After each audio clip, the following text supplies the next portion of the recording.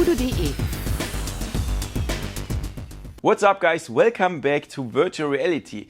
I have been on the Oculus Connect 6, that was my first day. I'm now in my hotel room and I tried the hand tracking of the Oculus Quest that was announced at the keynote, and I will talk about this in this video. Thanks to my official sponsors, Oculus VR, Obermann Events, Peter Was, Meisteronics, Anita Felser and VR Ambassador.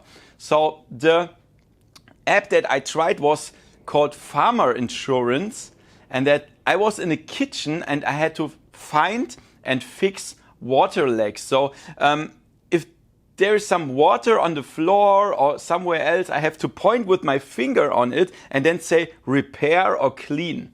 And that what you have to go down and find stuff, open some stuff to see what's inside there.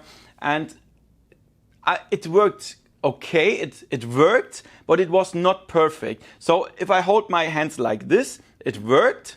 But if I hold it in front of each other, even a little bit, the controllers were the virtual fingers were instantly not shown anymore. Also, the tracking doesn't work here or here, at least in this app. So I can tell you, I already have the Pimax hand tracking, the little module that you push under the Pimax, and that was much better than the Oculus hand tracking, to be honest.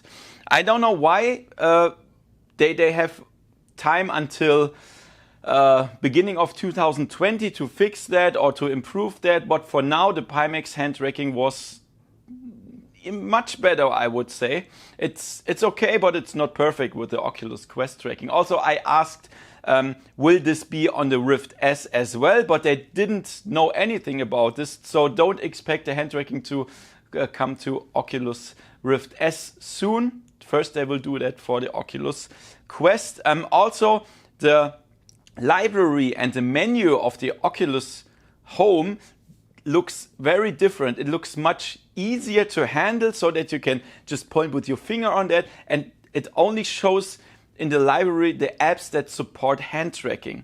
So I have no idea which apps will support hand tracking. It would be awesome if Vader Immortal 2 would support hand tracking with force push and stuff. That would be so cool.